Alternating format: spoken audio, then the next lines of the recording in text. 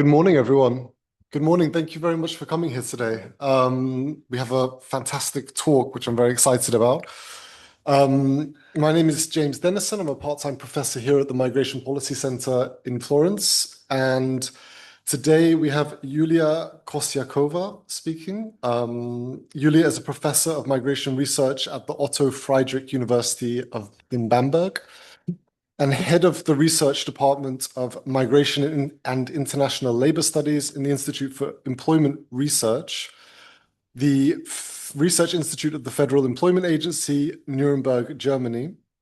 She is co-PI of a DFG-funded project on the migration and integration of Ukrainian refugees in Germany, and an elected board member of the International Sociological Association.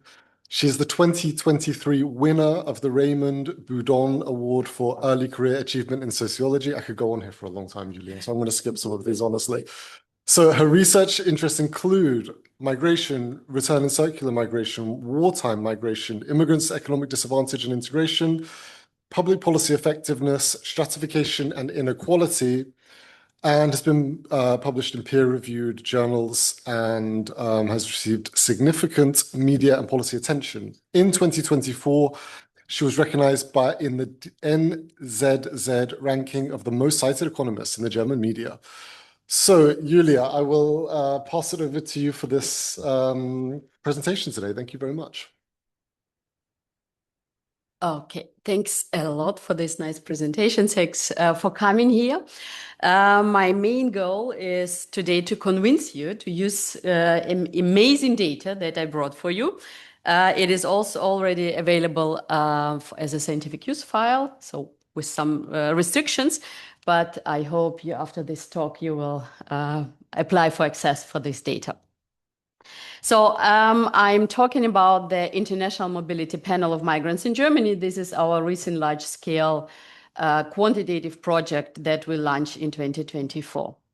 So why do we need this new migration data or data on migration mobility? So from registered data, we usually know who has left, but we do not know, and this is particularly the case for Scandinavian registered data. In German data, you don't know who left. You don't have access to this registered data, let's say like that. But you never know who was intending to leave before this event.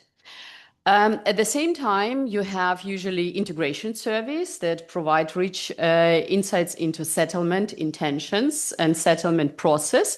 But these surveys usually have limited information on immigration intention and realized mobility dynamics.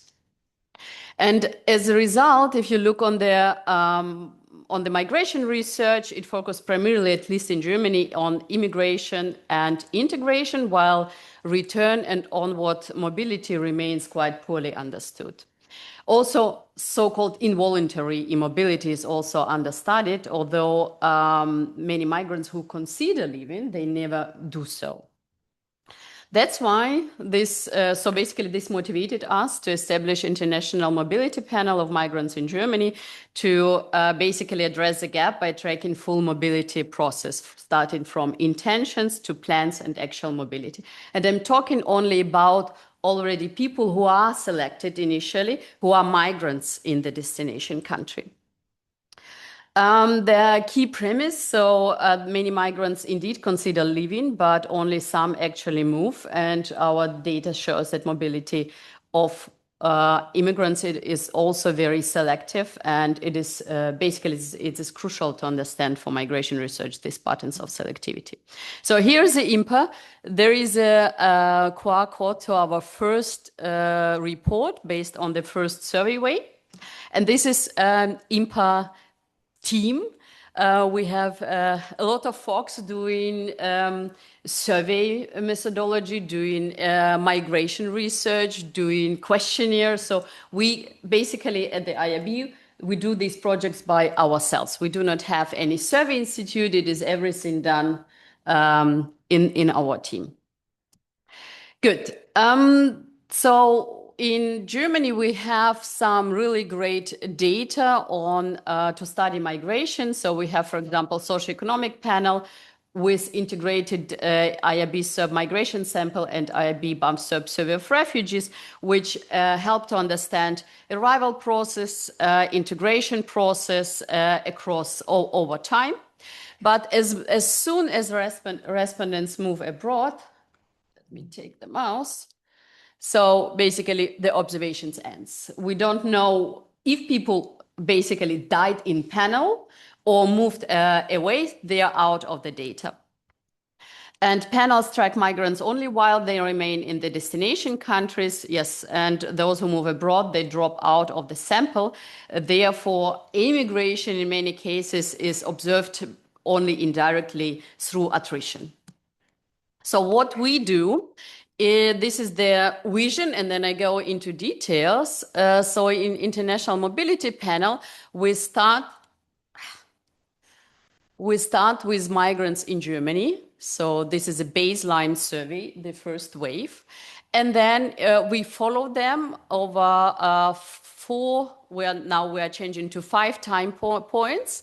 And here we have stayers and also those who are movers. So we survey people when they stay in Germany and then when they leave Germany.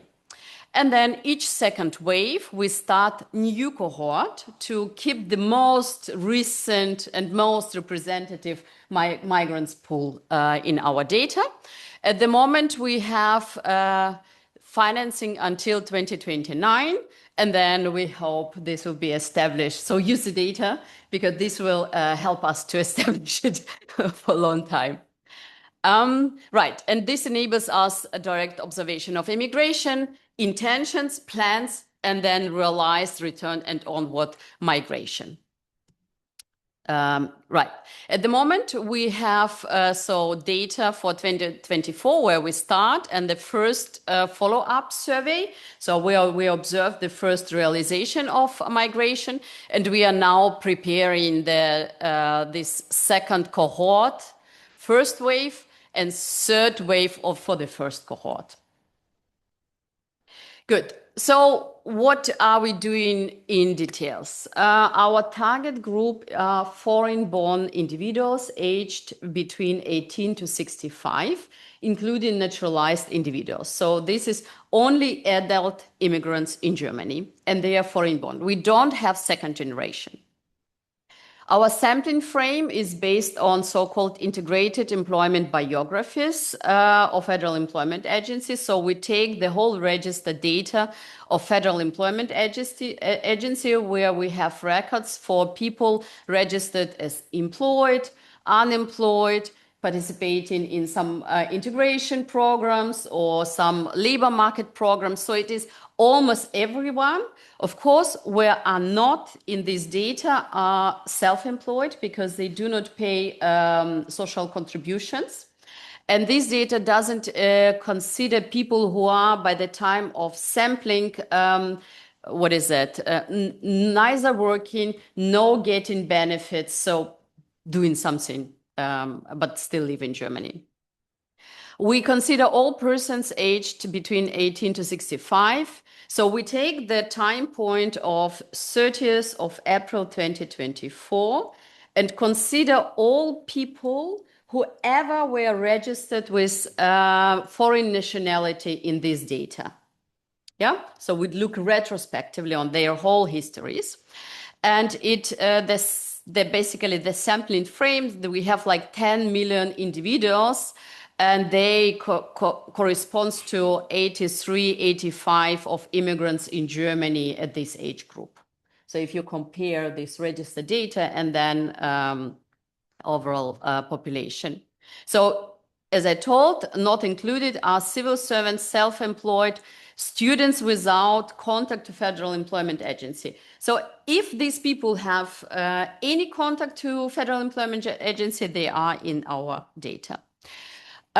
We sampled 700,000 persons, and this was necessary to have this huge amount of people. So we sent 700,000 postal letters, and this was really important because of the response rate in wave 1, and then the response rate in follow-up wave, where we want to observe immigrants. So to achieve enough observations, we had to start with this huge sample.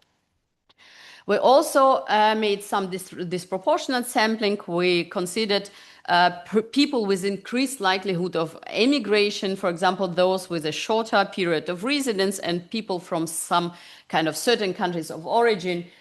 We sampled them with higher probability, but then we calibrated back with the survey weights.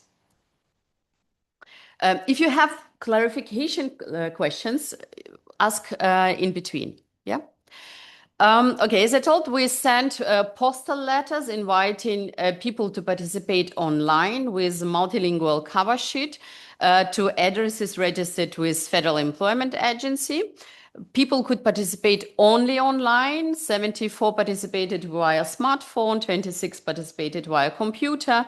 And we translated our questionnaire in 19 main languages. We gave some incentives. So people received €5 voucher. So it's really small. €5 voucher for participation in each wave and additional €5 if they give panel consent, if they agree to participate in the follow-up waves. And we made some experiment with this placement of questions, of panel consent, whatever. For a contact strategy in wave 2, we asked them about emails and their phone number to invite to participate via email or SMS.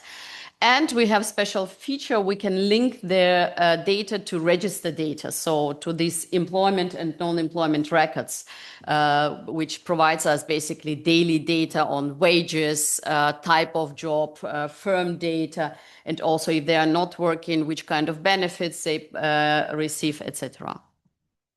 So here is already participation, cumulative survey participation over the field. You see, we started on December 3rd, 2024. And we gathered the majority of data in the first 2 weeks, but we left our field open until 15th of April. The response rate, so we have 7.4% people who started survey, and we have 5.9% of people who completed this survey. And this is quite comparable to other IRB studies or non-IRB studies with similar population, with the very mobile population. 89% of participants gave us panel consent, so allowed us to recontact them for the next for follow-up waves. And 92% approved record linkage. So we can link data for 92% of our respondents. In the survey, we asked different components. So, I mean, we had only roughly 25 minutes. You cannot do it longer with people online.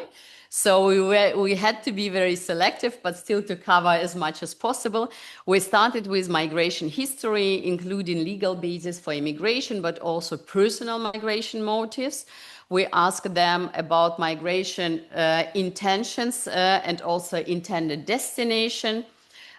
In the follow-up waves, we ask about realized mobility, and we also ask about internal and international mobility. Then we asked different questions regarding their employment, education before immigration to Germany, after immigration to Germany, and different aspects of integration, belonging, discrimination, personality traits. I know you have a recent paper on personality and migration. We asked about family residence, health, language acquisition, or German language, English language, whether they have housing, about remittances. So a lot of different things. Yes, and to measure, so for migration intentions, maybe quickly, the concept how we measure, we asked first about their intentions to stay. So which intention they had to stay in Germany forever when they arrived to Germany. Are they now willing to stay forever in Germany? Afterwards, we asked whether they were thinking or considering emigrating in the last 12 months. And then we asked about immigration plans in the next 12 months. And then we ask also about preparation steps. So if they prepared immigration and which concrete steps. So we try to start with very general. Yes. do you also have migration history or migration intentions even, or the current household situation when it comes to family members? So you ask about family, but do you ask also about their migration? Yes and no. So in the first wave, we asked if family was not in Germany, we asked about their whether they wished family reunification. So they were that some family members are planning to come to Germany.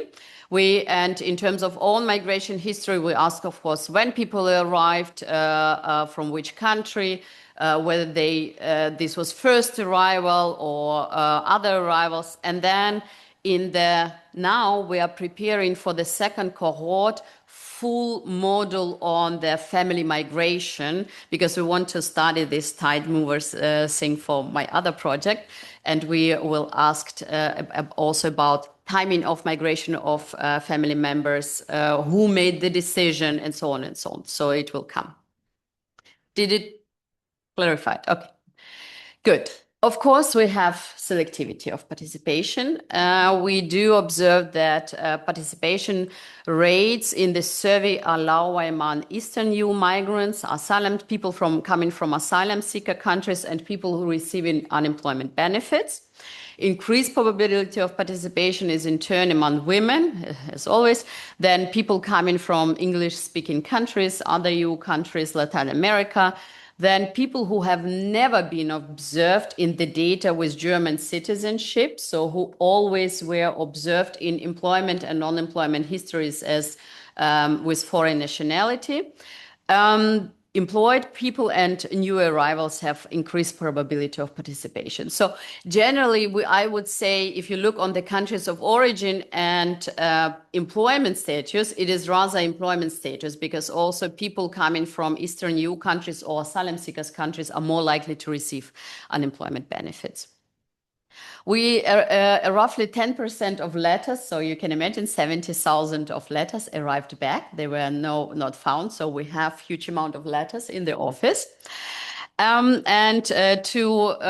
counteract the selectivity of participation, we proceed into steps. So we started with design weights for stratified sampling, and then we calibrated to their IRB marginals, so based on gender, age, region, education, etc. Don't ask me more details about weights. We have specific people are doing that. Lukas Ulbrich can answer all the questions. I'm not. Good. So to give you, how much time do I have? Oh, I need probably 10.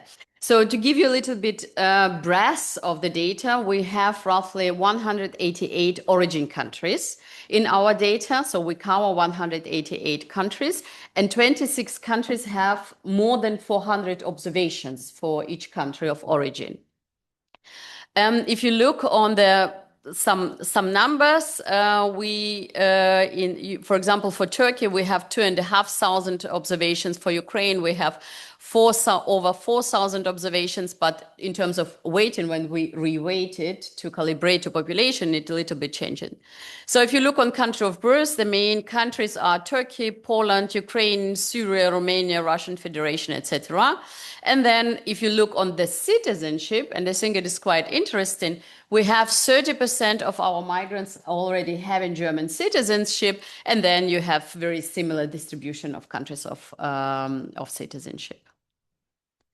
Yes. I don't know the details of German citizenship, but I thought it was quite hard to get it for migrants. Yes, but we have also long-term migrants here. And I mean, after 7 years of residence, you get your citizenship. So, yeah. So in terms of representation, it seems to be fine. So we checked the official statistics. It seems to be all fine. Okay, some statistics from the data. So if we look on the demographic structure of our participants, the average age is 41, age upon arrival is 26, the average length of stay is 15 years, although it is very well distributed. We have Most of people are less than like 10 years or less in Germany, but we have also some people who are much longer living in Germany, so we can study different patterns. The share of women is 45%. If we look on their legal status or legal status at arrival, we see that among EU arrivals, we have the majority coming for job or job search purposes, while among third country nationals, the largest shares are coming from like as asylum seekers and family members, which is also representative for Germany. If you look on official data, the majority of immigration to Germany from third countries asylum or humanitarian migration and family migration. Okay, then very quickly to the settlement intentions. So as I told, we asked people about their settlement intentions upon arrival and their settlement intentions now. So if you consider the here, so what is today? Roughly 45% of migrants tell that they intend to stay forever in Germany, which is plus 9 percentage points compared to what their settlement intentions were upon arrival. But you also have people who want to stay only temporary in Germany, so they don't want to stay forever. And you have quite a large share of people who say, I don't know, they are not yet decided. Yes, sure. Is retrospectively. Yes, right? it is retrospectively. So it is, of course, not representative for that time point, but it is representative for now. But I think it is still important to know what they were planning when they arrived. And if you look on this so-called, I think, Sankey diagram, or I learned recently it is different name, there is quite a lot of stability in the settlement intentions. So 80% of those who intended to stay permanently upon arrival still want to stay today. But we also have some dynamics. So I would say settlement intentions seems to be relatively stable, but not fixed. At the same time, it is important to say that, of course, those who wanted to leave already left, and we cannot observe them. Oh, there is something moved here, but at least I know what we did here. So it is about, we asked people about whether they considered to leave Germany in the last 12 months. And then we later asked whether people plan to immigrate in next 12 months. So 26% thought about leaving Germany.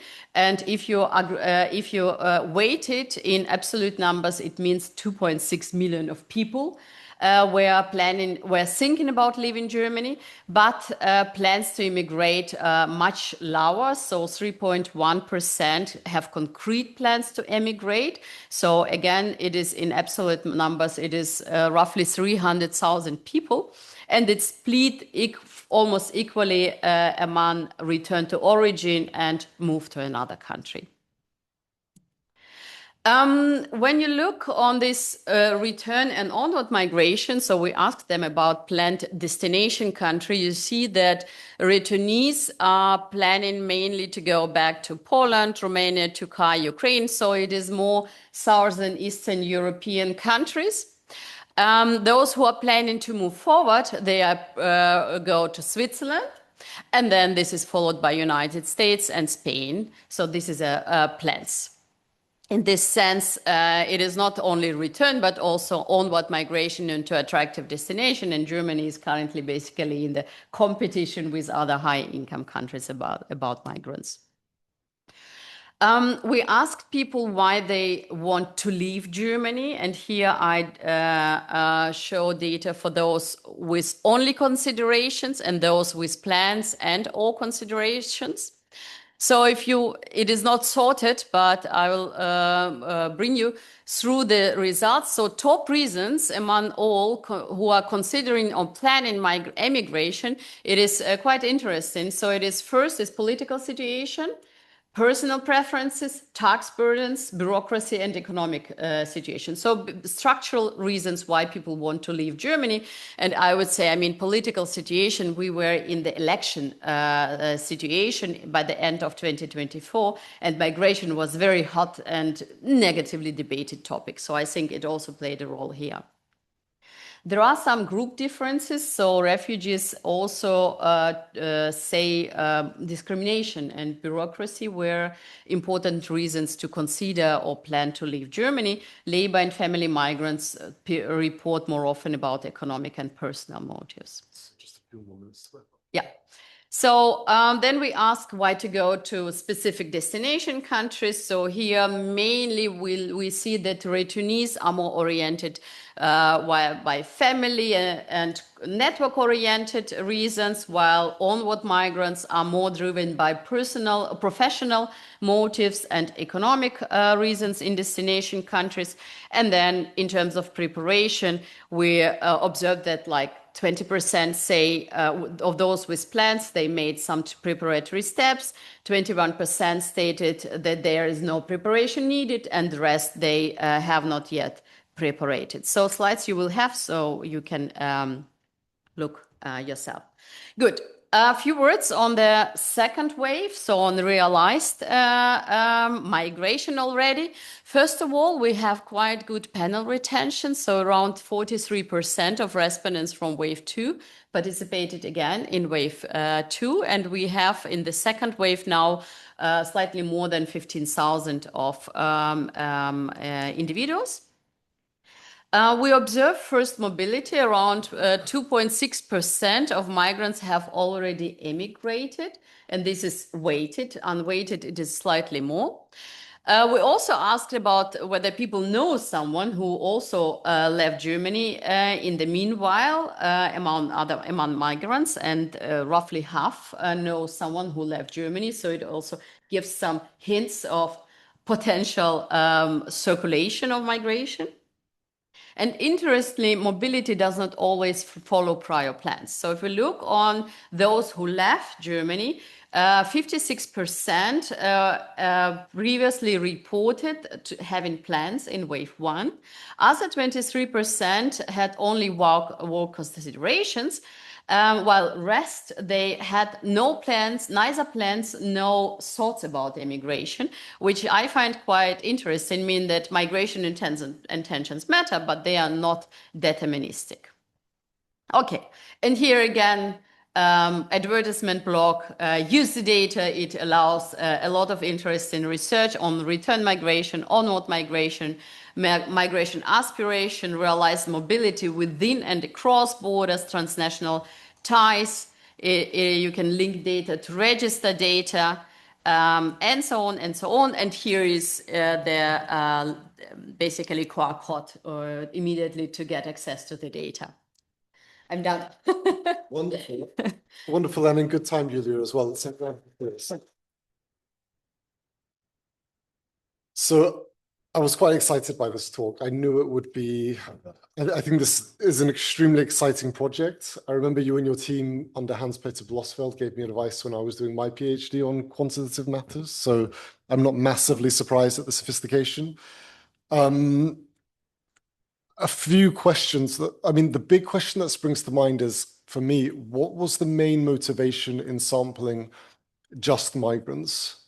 Because yes, that's, I suppose, going to increase your ability to ask questions about onward migration, return migration, and so on.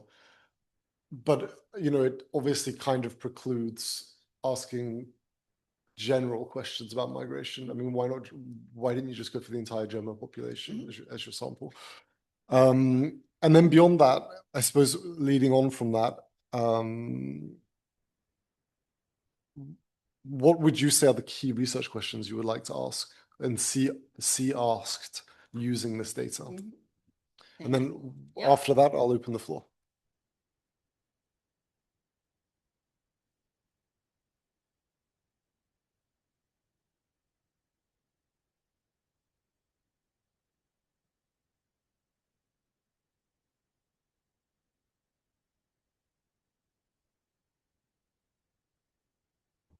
there is already a data set, which is, the project is closed, but there is a so-called GERPS, and they focused on Germans who left Germany. So we wanted to do something new. And the research question, I mean, Germany is very dependent on migration. All our prognosis, they say that we need every year 400,000 people who come and stay in Germany. So in order to counteract our demographic challenges. So the whole question about migration is really an important issue. And it's not only about arrival. To study arrival, we have a lot of other data, but I think it is important to understand why people again leave. So that's why we basically decided to consider only migrants. But I'm trying now to get money to add German sample, at least in one of the cohorts, because I think the comparison would be extremely interesting, although their immigration rates should be even lower. Okay, and the key research questions, oh my God, there is plenty of them. I mean, as someone working at the Institute of Employment Research, of course, it is about employment, labor market, so the contribution of migrants to German labor market, how we can keep, what characteristics of work can help.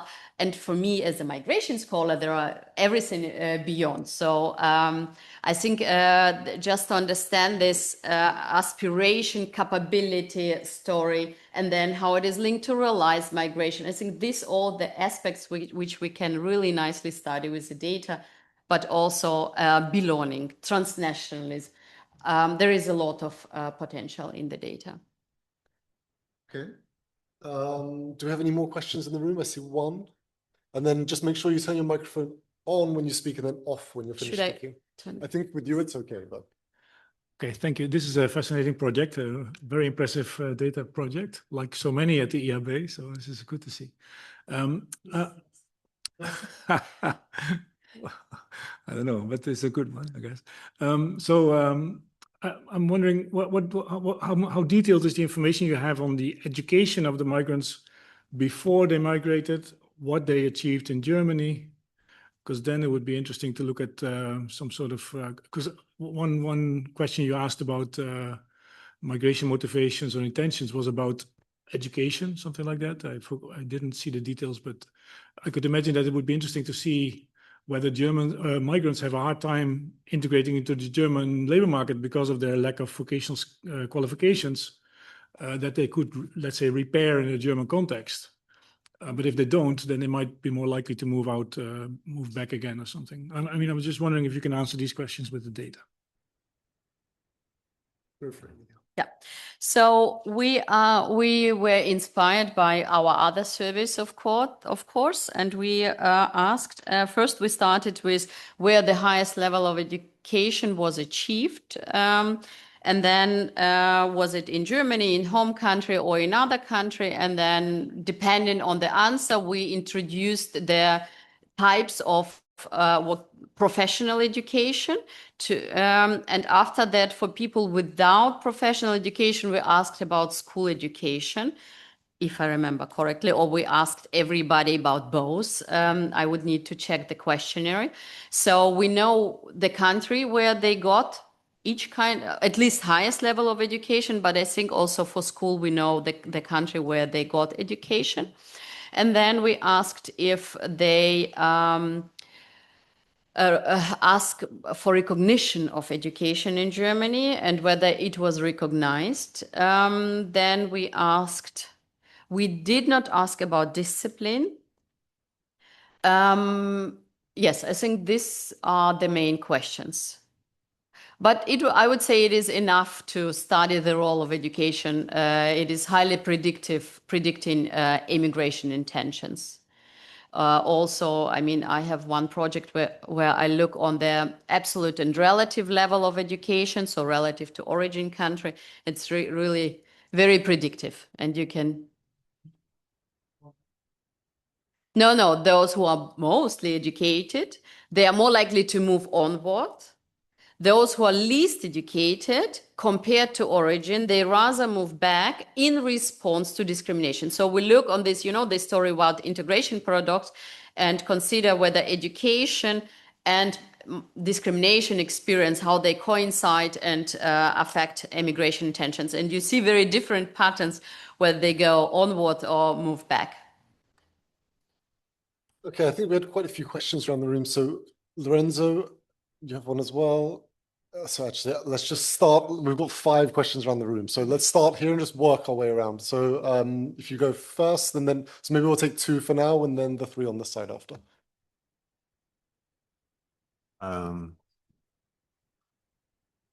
So thanks for this presentation. I think this is obviously a great resource. I have 2 questions. One is, how, if at all, could you use this data? Okay, maybe this is a very specific use I have in mind because I'm working with the sub, and we deal with attrition, maybe badly. Is there something we can do with this data to maybe better deal with attrition somehow? For example, if you teach us something about reasons or frequencies for why people leave samples. So, for example, in our study, we're looking at longitudinally at immigrants who are staying in Germany, and then at each wave, some disappear, maybe because they left, maybe because they don't want to participate anymore. And then non-randomness in this attrition, of course, we try to adjust for in our estimates. So that's one question. But do you have thoughts about how this resource could be used to deal with attrition more generally, even in other surveys? And the second question is about reproducibility. So I'd like to understand, I think this is a pretty reasonable model of sharing data, but I'm wondering why you chose for this format and maybe not another way of sharing the data or accessing the data. And is there a point in time at which the data will just be made available, or are there privacy concerns? I mean, I'm imagining also papers being published in, for example, sociological science using this data.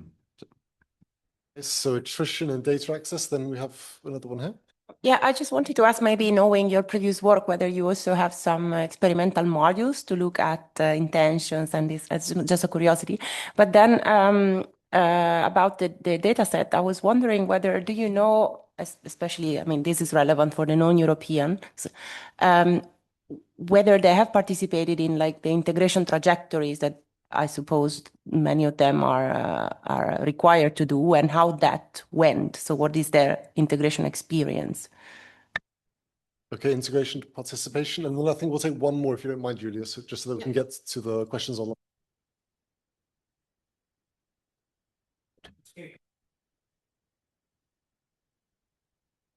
So we can get through it, yeah.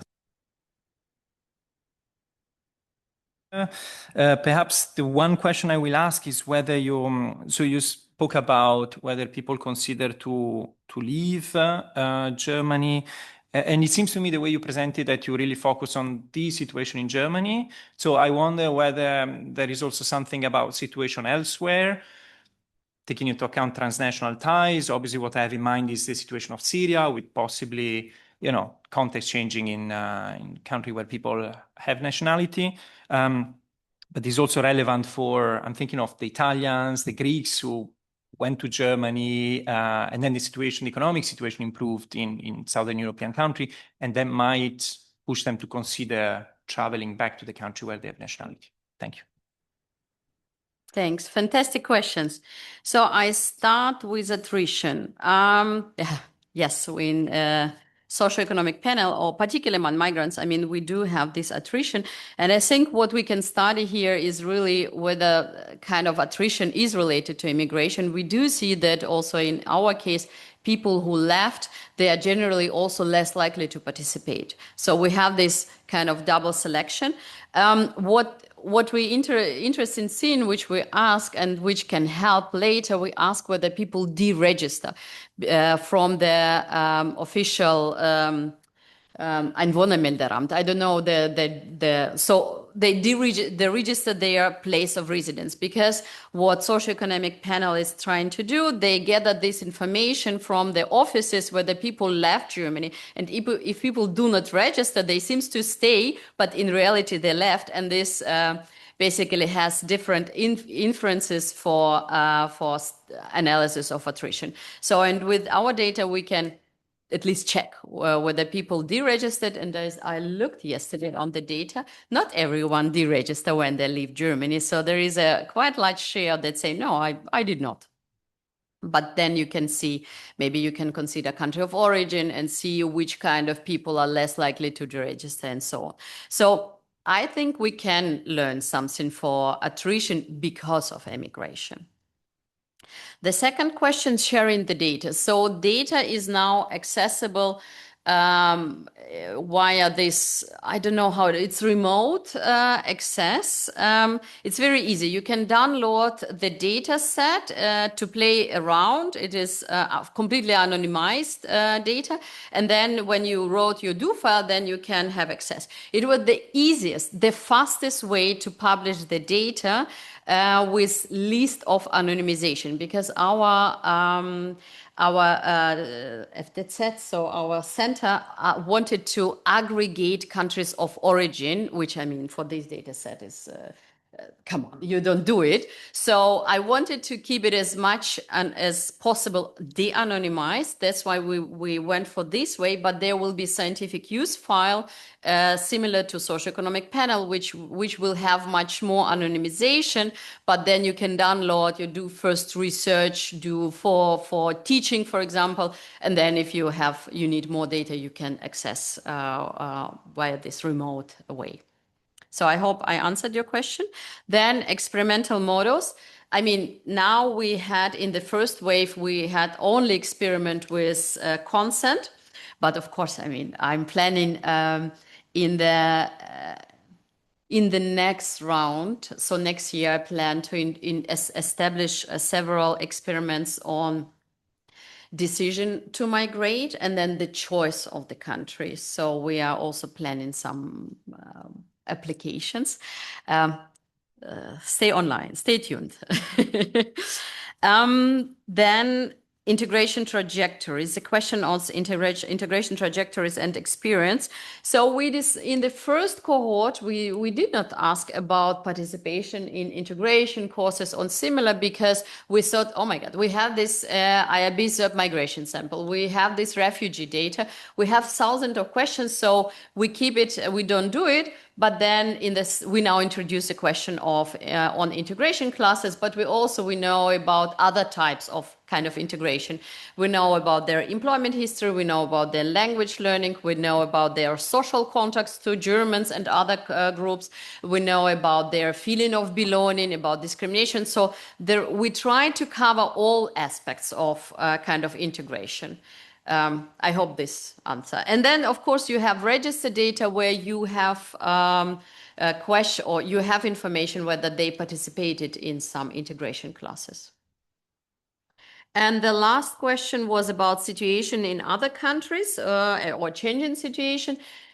I mean, we don't ask because think about if people want to go onward, which information you want to ask. I mean, we ask what are the reasons to go to specific countries, but because when you know the country of origin, you can merge the data and you can do a lot of analysis on that.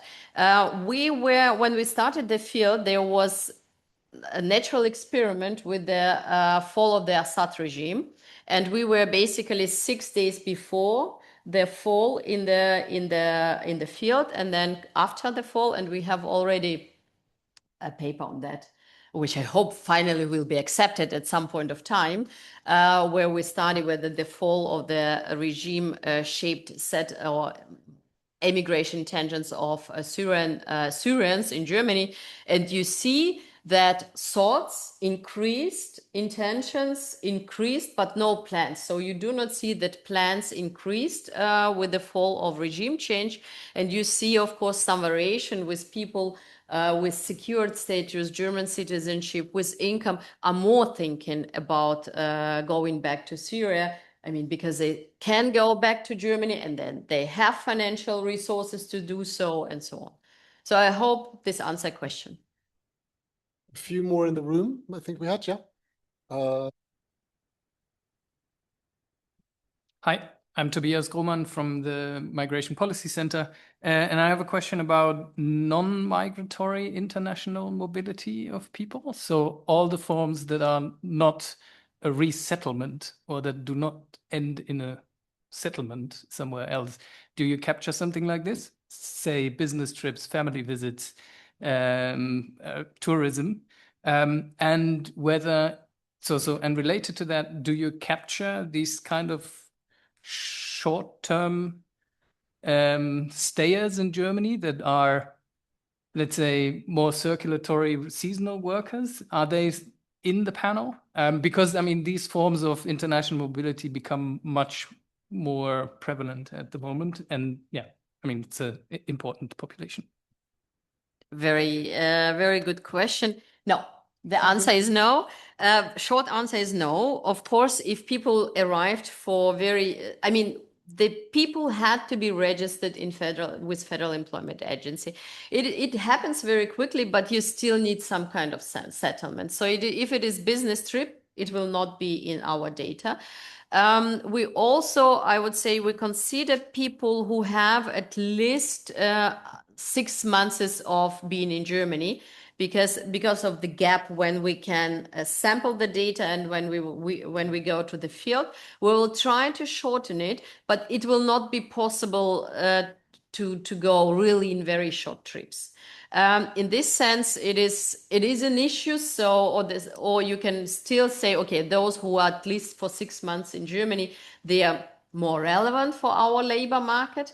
And then the another point is, what we do have is if people arrived for business trip as tourists, but then settled, so we ask them how they arrived to Germany, via which legal status, and we do have those trajectories. We also have people who arrived for studies and then basically stayed in Germany and registered with Federal Employment Agency and so on.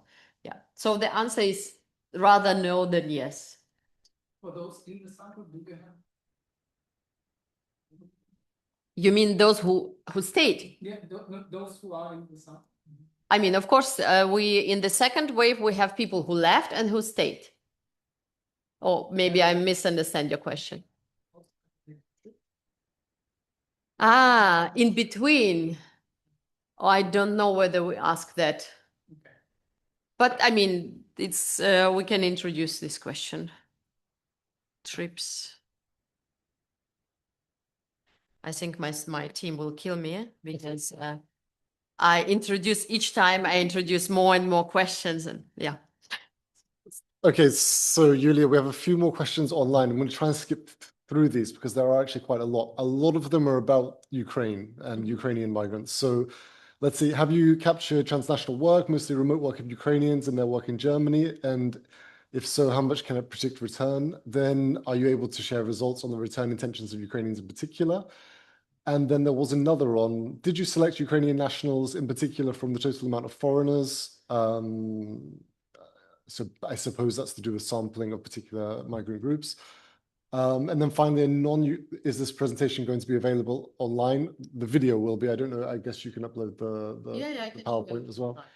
And then finally, does your data cover transnational migrants who sustain simultaneous belonging connections to both origin and destination societies, rather than following a simple stay or return logic? So perhaps this might be thought of, how do you capture the sort of blurred, any sort of blurred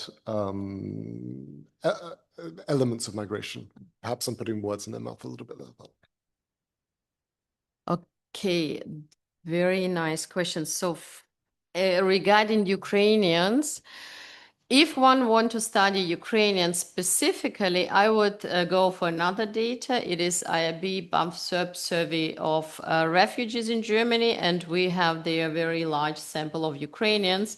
It is specifically aimed to study Ukrainians or other refugees, and there is a, I don't know, 2 hours questionnaire on whatever possible. So this is a specific data to study Ukrainians, but of course here we have very large sample of Ukrainians, and not only Ukrainian refugees. We know whether they are Ukrainian refugees, but it is not only Ukrainian refugees in our data, because it was not our interest. But we because we oversampled recent migrants, of course, Ukrainians are to some extent oversampled. So we try to reduce it a little bit, but yes, we do have large Ukrainian sample. And when I talk about Ukrainians, I mean, I studied their return intentions extremely already with another data. You have you have a lot of people who want to stay forever in Germany. You have people who want to go back. You have people who are undecided. And the longer they are in Germany, the higher are their settlement intentions, etc. So I would need to read all the questions to answer specifically, but if you want, or if someone want to talk to me specifically about Ukrainian refugees, we can meet separately also online, and I give overview of what I do in this regard. And the second question about the belonging connection to both origin and destination societies. So it is more, how to say it, a philosophical question, I would say. We try to capture different things. We ask also about this feeling of belonging to origin country, to destination country. So we ask about transnational connections, about remittances behavior. So we try to capture all these things, and I'm happy to, I mean, questionnaire is available online, and I'm happy to improve our questions. If there is something still studied not very well, there is always a way to improve. I do believe that it is not stay or return logic. I do believe that we have now increasing ways of transnational lives, and we try to capture with quantitative data this as much as possible, but there are some borders. I mean, we need specific questions, and sometimes we need questions which are comparable to other data and questions that are tested. So I hope I answered this to some extent. This was fantastic, Yuliya. I mean, I think I can say this is really groundbreaking, certainly of this scale and high scientific quality. I don't know of another mobility panel quite like this, and I hope it goes on for a long time. There's nothing even close to it, I know. I was just trying, just in case there's anyone listening out there. Will there be an opportunity in the future to submit questions? Yes, we do want to open this opportunity. We do want to open collaborations also for experimental things. Again, with 25 minutes of questionnaire, we should be quite selective, and we should keep some questions to continue, some continuation. But yes, I would say from the next cohort, it is possible. And today, in collaboration with us, I think if there are some really cool ideas, we can talk about that. Okay, wonderful. Another round of applause then for you. That's fantastic piece of work. So before we finish today, I just want to say a quick plug for the MPC, actually. So we are running a training on effective migration governance, policy impacts, and trade-off. Perhaps we'll even use some of your data, the training part of your data in this very training. On the 5th to the 7th of October, the deadline for applying is the 22nd of September, but those places are filling up really fast. So I do suggest you apply for that very quickly. So thank you very much again, Yuliya.